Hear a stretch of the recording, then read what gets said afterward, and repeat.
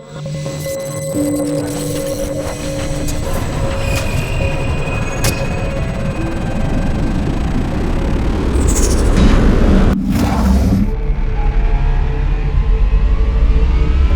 से कुछ हीरा था, किसी के साथ प्रॉब्लम है आपको। कौन हो तुम?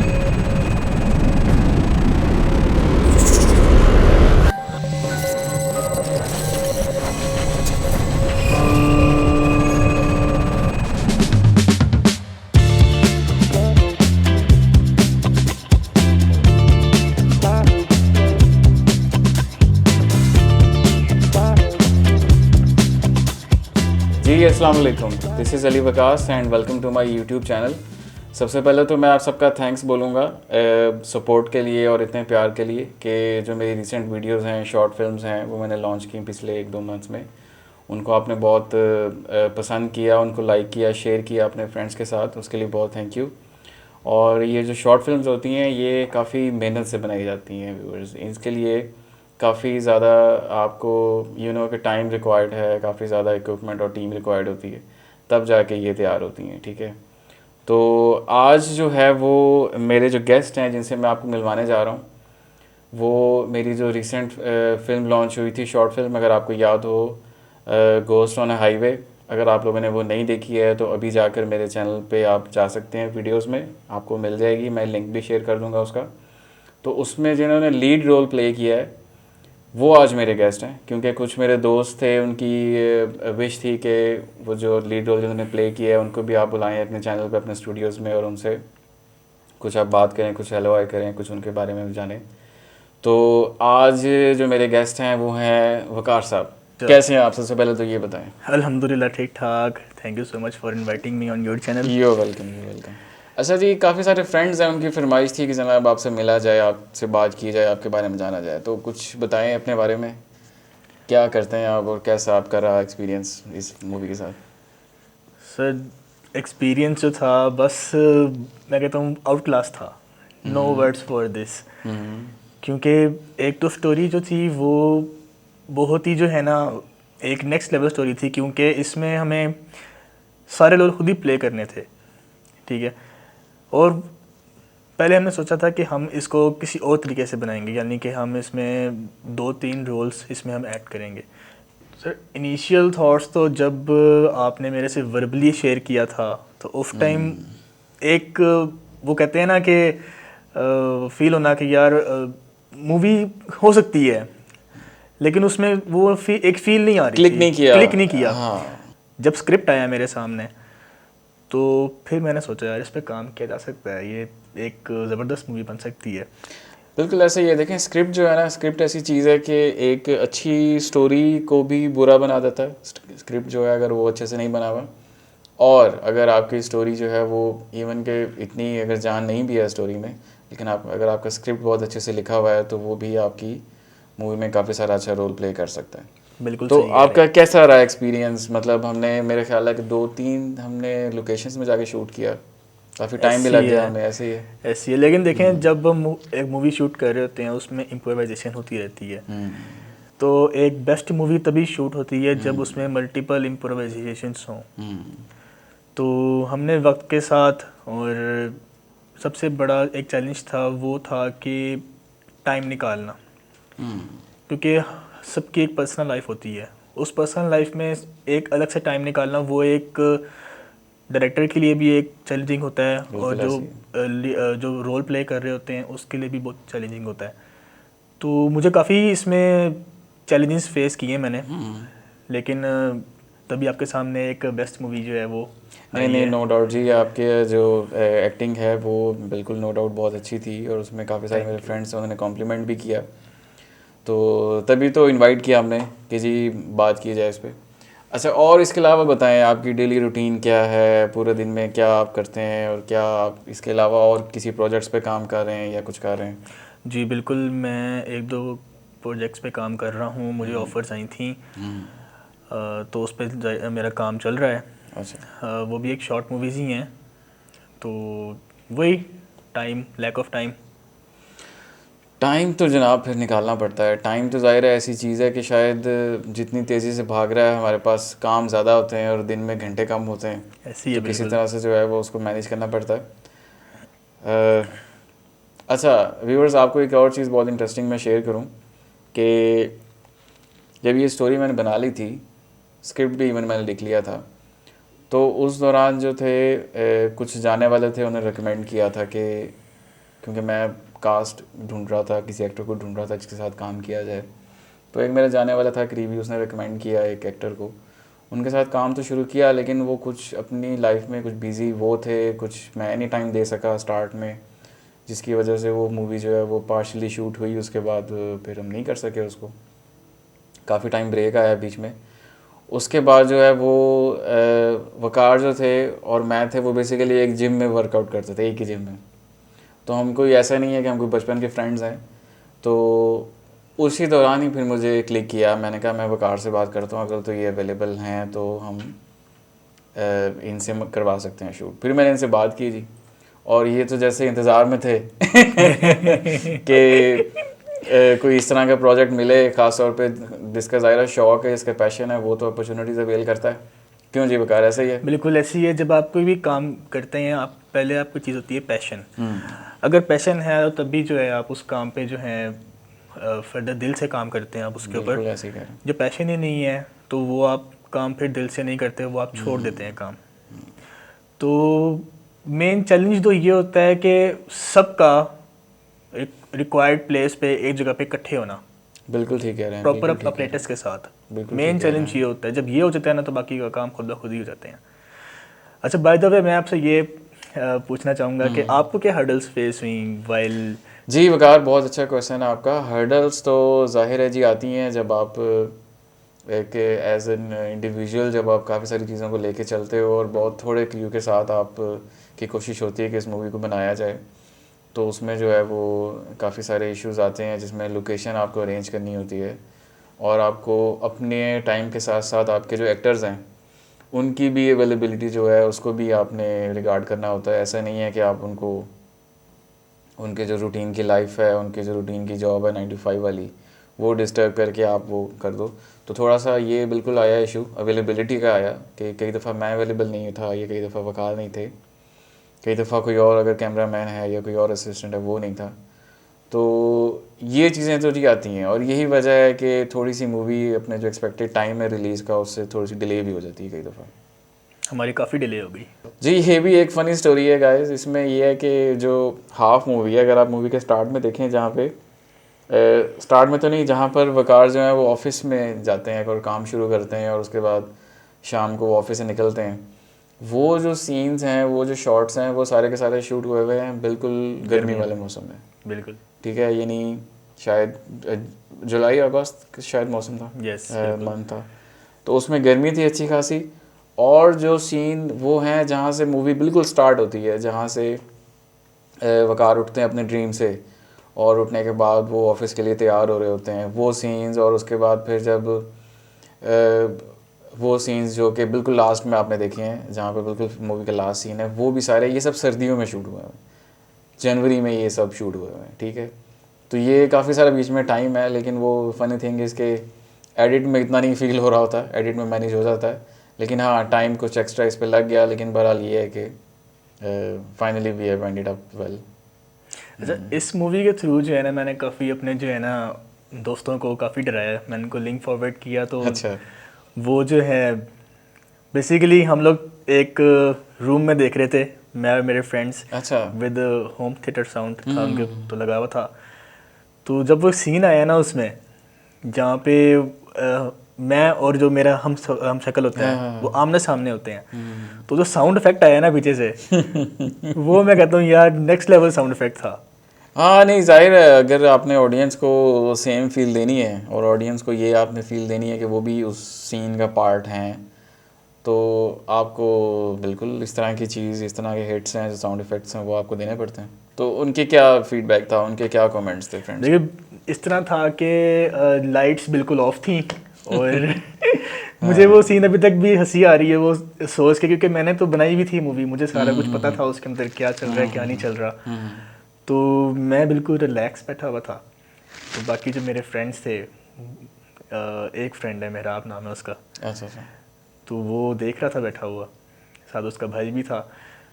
तो जब ये वाला जब सीन आया ना, तो साथ इफेक्ट भी है, साथ एक हॉरर सीन आया, साथ मैंने भी उनको डरा दिया।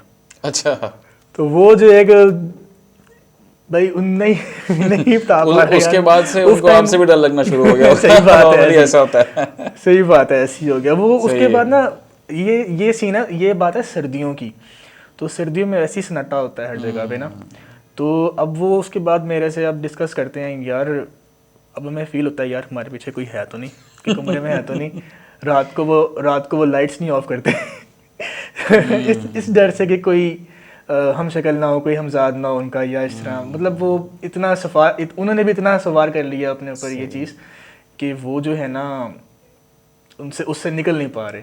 अली भाई, ये जो स्टोरी थी इसकी क्या इंस्पिरेशन, किस चीज़ ने आपको इंस्पायर किया था कि आपने ये स्टोरी राइट हाँ की? जी, इसमें देखें जो राइटर्स होते हैं ना, वो तो देखें अब होता है इसमें ये है कि वर्क फ्लो ये होता है कि आप की जितनी भी स्टोरीज़ होती हैं ये स्टार्ट होती हैं एक इमेजिनेशन से, एक सोच से, एक थिंकिंग से, एक आइडिया से, ब्रेनस्टॉर्मिंग से, कि मैं एक मूवी अगर बनाना चाह रहा हूँ, ये फील देना चाह रहा हूँ, तो मैं उसको उसके लिए मुझे अपने इर्द गिर्द देखना है, मुझे अपने इर्द गिर्द का माहौल, मुझे अपनी फीलिंग को सामने रखना है। मुझे जो है अगर मुझे कुछ रीड करना पड़े, कुछ बुक्स रीड करनी पड़े, कुछ आर्टिकल्स पढ़ने पड़े, वो आपको बहुत हेल्प आउट करते हैं। तो इस स्टोरी को फिर मैंने इस तरह कंटिन्यू किया था कि एक दफ़ा मैं गाड़ी में ही ना वापस आ रहा था फैसलाबाद से लाहौर, और ये भी बात है इसी तरह रात की काफ़ी टाइम हो गया था, तकरीबन कोई 1-1:30 बज गया था, and I was alone in car, और मैं वापस आ रहा था। तो वहाँ पर एक रास्ते में ना एक जगह पे ना एक पीस ऐसा आया कि बिल्कुल अंधेरा था वहाँ पे, और वहाँ पर एक ग्रेव यार्ड आया रास्ते में। अच्छा। और वहाँ से जब मैं गुजर रहा था और मैंने ग्रेव यार्ड पर ऐसे नज़र पड़ी, तो मैं इतना, मेरा मतलब मैं वो बहुत डरपोक किस्म का नहीं हूँ कि मैं डर जाऊँ और मैं कहूँ कि ये क्या है, वो ठीक है, एक नॉर्मल चीज़ थी, मैं गुजर रहा था वहाँ से। तो फिर गुजरते गुजरते मैंने एक चीज़ फील की। मैंने कहा कई दफ़ा मूवीज़ में ये दिखाते हैं कि रोड पे आप जा रहे होते हो और कोई आपको कोई भूत होता है या कोई चीज़ होती है, वो अचानक से आपकी गाड़ी के आगे आ जाती है, या आपको वो रोकती है, या कुछ भी होती है। तो अगर उस तरह का कोई सीन मैं क्रिएट करूँ तो कैसा होगा, पहला तो ये आइडिया था।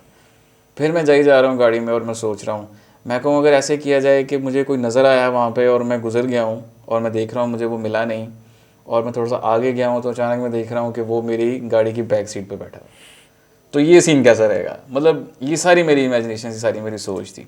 तो फिर इस एक सीन को सामने रखते हुए मैंने कड़ी से कड़ी मिलाई और स्टोरी को मैंने थोड़ा सा डेवलप किया, और उसमें फिर मैंने एक साइकेट्रिस्ट हैं डॉक्टर बूर उनका नाम है, उनको मैंने रिगार्ड भी किया इस मूवी के एंड पे।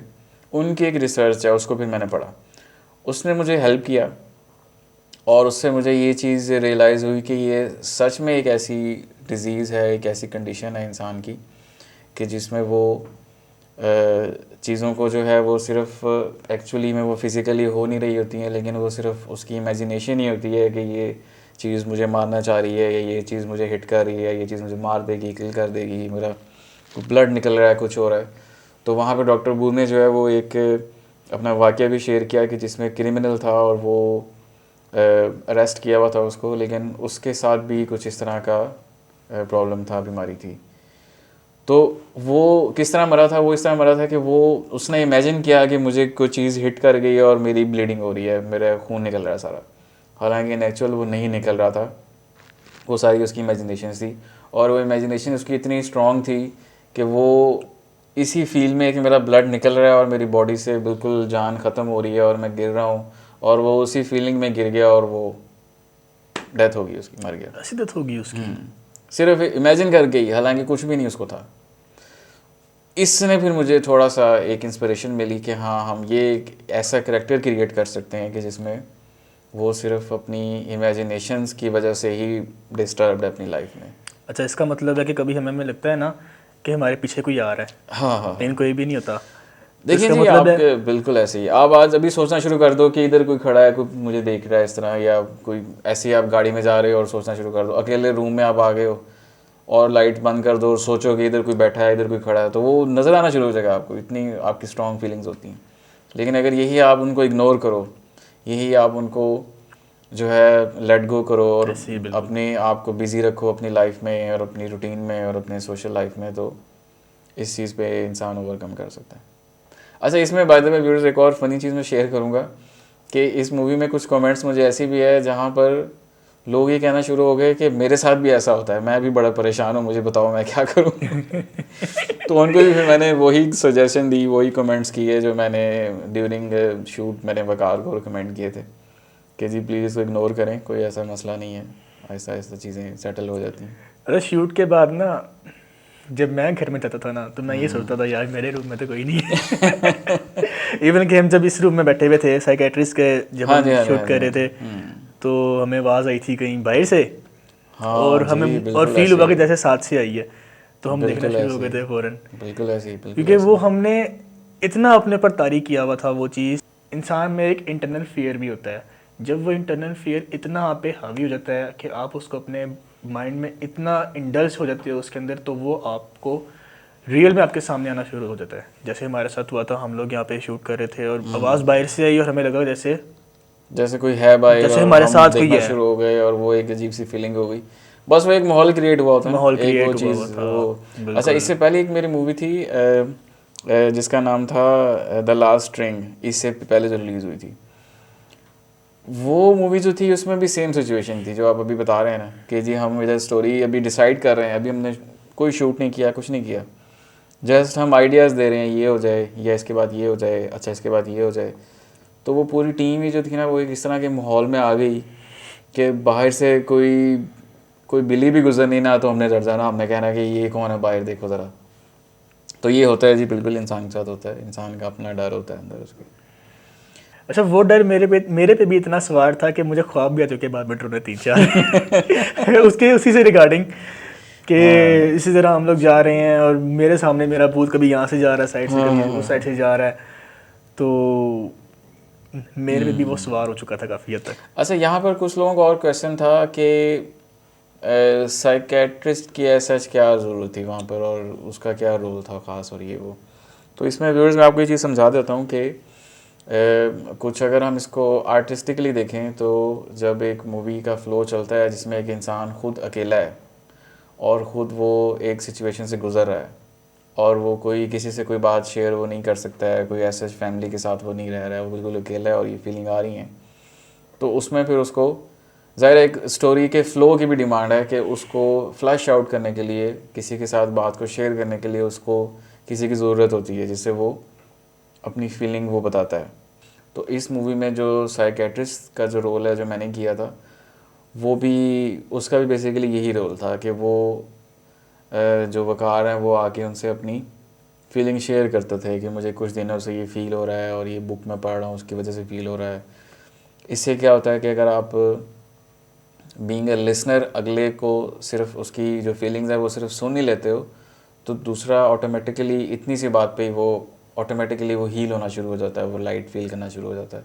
उसे फील ये होता है कि मैंने अपनी प्रॉब्लम शेयर की है किसी से, तो वो ऑटोमेटिकली फीलिंग आती है उसके अंदर कि जिस तरह ठीक हो रहा है वो, ठीक है। तो मेरा भी एग्जैक्टली यही रोल था, मैंने भी फिर इनको एडवाइस किया, इनको मैंने, लेकिन एक इशू हो गया वकार। कहाँ ड्रॉप किया फिर उसे? नहीं वो ड्रॉप वाला भी, लेकिन वो जो मैंने आपका फ़ोन नहीं उठाया ना रात को, ओए होए होए, उसने वो मरवा दिया मुझे। उसने मरवा दिया। तो वो अगर फ़ोन मैं उठा लेता ना तो मैं आपको शायद कुछ रिलैक्स कर देता कि भाई इजी हो जाओ, रिलैक्स हो जाओ, ठंडे हो जाओ, मैं खुद आ जाता। हाँ, खुद आ जाते। मैं देखता कि ऐसी फीलिंग है तो मैं फ़ौरन गाड़ी निकालता और मैं पहुंच जाता, लेकिन खैर वो स्टोरी कहीं और ही चल पड़ती। तो ये है। बाकी और बताओ वकार कि नेक्स्ट प्रोजेक्ट में कुछ आप बताए थे, कोई म्यूज़िक वीडियोस भी कुछ जी कर रहे हो प्लान? जी बिल्कुल, मेरी 2-3 म्यूज़िक वीडियोस भी आ रही हैं, वर्किंग हो रही है उसके ऊपर, और वो मेरे चैनल पे लॉन्च होंगी, जिसका हाँ यस गाइस, बिल्कुल जो मैंने चैनल की बात की थी, वकार का अपना जो यूट्यूब चैनल है, जी जी तो बिल्कुल आप मेरा बिल्कुल उस बारे में बताएं। जी बिल्कुल मेरा यूट्यूब चैनल है MW टैक्स के नाम से, आप सर्च करें, आप सब्सक्राइब करें, लाइक करें, शेयर करें। और वो बेसिकली एक मैंने बनाया था गेमिंग के लिए, लेकिन फिर उसमें मुझे मल्टीपल वीडियोस के जो एक होना थिंकिंग आनी शुरू हो गई, मल्टीपल वीडियोस के मुझे उसमें चार नज़र आया, तो फिर मैंने उस पर काम करना शुरू कर दिया। तो आप ज़रूर उसको विज़िट करें, और I hope you like it. तो व्यूअर्स, आप कमेंट सेक्शन में आएँ और ज़रूर हमें बताएं कि आपके क्या कमेंट्स हैं, आपके क्या सजेशंस हैं हमें इस मूवी के बारे में, या अगर कोई आइडियाज़ हमसे शेयर करना चाह रहे हैं तो वो आप करें। और एक और इंटरेस्टिंग और इम्पोर्टेंट अनाउंसमेंट मैं करना चाहूँगा यहाँ पे, कि मैं जल्द ही अपने चैनल पे जो है वो फ़ोटोग्राफी से रिलेटेड और फिल्म मेकिंग से रिलेटेड कुछ लेक्चर्स और कुछ क्लासेस मैं स्टार्ट करने वाला हूँ, एक सीरीज़ जो कि उन लोगों के लिए है कि जो सीखना चाह रहे हैं इसको एक प्रॉपर वे में। ऑल्दो आपको वीडियोस तो बहुत मिल जाती हैं यूट्यूब पे, लेकिन being a teacher of photography and film making, एक टीचर ने जिस तरह एक कोर्स को अरेंज किया होता है लेक्चर वाइज, अगर आप उस तरह पढ़ेंगे तो आपको बहुत आसानी होगी इन फ्यूचर उसको प्रैक्टिस करने में भी और उसको ग्रिप करने में भी। तो इसी वजह से चैनल को आप ज़रूर सब्सक्राइब कर लें और जितनी भी नेक्स्ट आने वाली वीडियोज़ हैं वो ज़रूर देखें, आपके लिए हेल्पफुल होंगी। और वंस अगेन हम थैंक्स बोलते हैं जी अपने गेस्ट का, वकार का, कि वो आए, उन्होंने टाइम निकाला। थैंक यू तो सो इंशाल्लाह मच, अब वेलकम। अगले किसी प्रोजेक्ट में और अगले किसी मूवी में ज़रूर आपसे मुलाकात होगी। ठीक है जी, थैंक यू सो मच।